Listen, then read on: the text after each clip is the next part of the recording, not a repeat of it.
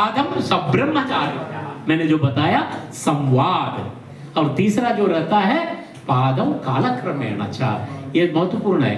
कालक्रमेण च मतलब क्या होता है? सतत अभ्यास, निरंतर अध्ययन, अध्ययन कभी समाप्त नहीं होना है। तो इस दृष्टि से हमें संस्कृत को देखना है। तो मैंने पहले आपको बोला संस्कृत हमारा एक टूल है। तो संस्कृत एक टूल होते हुए आपको इसको दो दृष्टि से इसको देखना है। एक तो भाषा की दृष्टि से देखना है और दूसरा है शास्त्रों की दृष्टि से देखना है। ये दो पक्का है इसमें। एक भाषा रूप में इसका डेवलपमेंट, भाषा रूप के डेवलपमेंट मतलब सभी आप संस्कृत में आपको वर्किंग नॉलेज होना चाहिए। मैं आपके हिंदी से बोल रहा हूं, परंतु आपका कभी आगे के जब आ जाऊंगा तब आपको ये इसमें जाना चाहिए कि आपको मैं पूरे संस्कृत में बोला तो आप मुझे बोलना चाहिए कि सर आप संस्कृत में बोलिए, क्योंकि आपको भाषा के एक पार्ट होता है उसमें संभाषण करने का कौशल को बढ़ाना, वर्किंग नॉलेज बोलते हैं। माने इसलिए आप लिख सकते हैं विदाउट ग्रामेटिकल मिस्टेक, और इसलिए आप पढ़ सकते हैं और अर्थ समझ सकते हैं, और आपके अंतर्गत भावों को आप संस्कृत के द्वारा प्रकट कर सकते हैं। यह भाषा के प्रभुत्व संपादन होता है।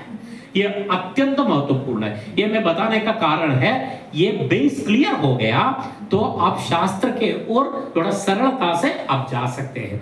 अगर आप ये भाषा के दृष्टि से आप ठीक हो जाता है तो आप शास्त्र में भी आपको यही समस्या आ जाएगा। तो आप क्या करोगे? आप ट्रांसलेशन के पीछे जाएंगे, हिंदी अर्थ व्याख्यानों के पीछे जाएंगे।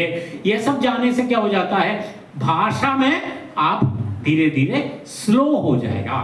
तो अभी आज से आपको यही, अभी आपका संस्कृत संभाषण का वर्ग चल रहा है, संस्कृत संभाषण भी आप सीख रहे हैं। ये सब एक एक पद है आगे जाने के लिए।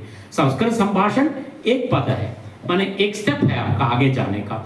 तो आप ऐसे ऐसे आगे जाते हैं तो भारतीय ज्ञान परंपरा के आधारभूत ग्रंथों को आप सरलता से देख सकते हैं, सरलता से समझ सकते हैं और सरलता से दुनिया के सामने आप रख सकते हैं। अब आगे आने वाले पीढ़ी को आप समझा सकते हैं।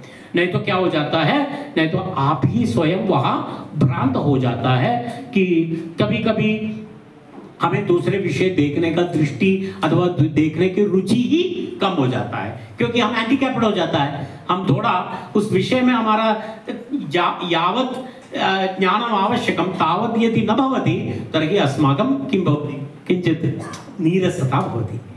अरे क्या पढ़ने को समझता नहीं है, ऐसा नहीं होना चाहिए। क्योंकि इसमें यह बताने का कारण है, मैं ये भी आपको बताने को चाहता हूं, क्योंकि आज के दिन में हमें संस्कृत के ये परंपरा के क्षेत्र में हमें नया खोज करना है। क्योंकि भारत में आपने सुना होगा अभी तो व्याख्यानों में, भारत में बहुत सारे ग्रंथ ऐसा है अभी भी है कि हमें उसमें संशोधन करना चाहिए और उसमें निहित विषयों को बाहर लाना है।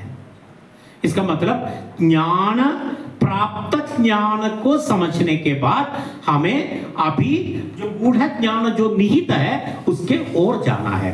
माने रिसीव्ड नॉलेज एक है, अभी हम कर रहे हैं, इसके अलावा हमें आगे जाना है। और दूसरा भी एक बात बताता हूं मैं आपको, भारतीय ज्ञान परंपरा के 4 बिंदु अत्यंत महत्वपूर्ण जो रहता है, उस 4 बिंदु ऐसा है। एक तो आइडेंटिटी, दूसरा जो है कल्चर, तीसरा जो रहता है रिसीव्ड नॉलेज, फोर्थ जो रहता है इकोनॉमिक वैल्यू। ये 4 बिंदु आप नोट करके रखिए, ये भविष्य में आपका बहुत काम का है। ये 2 पार्ट जो रहता है, एक आइडेंटिटी रहता है, भारतीयता एक आइडेंटिटी है। हमारा जो व्यवहार है, हमारा जो व्यावहारिक जीवन में हमने जो पालन करते आ रहा है, उसमें बहुत सारे विषय होता है। वो हमारे हम एक भारतीय करके हमारा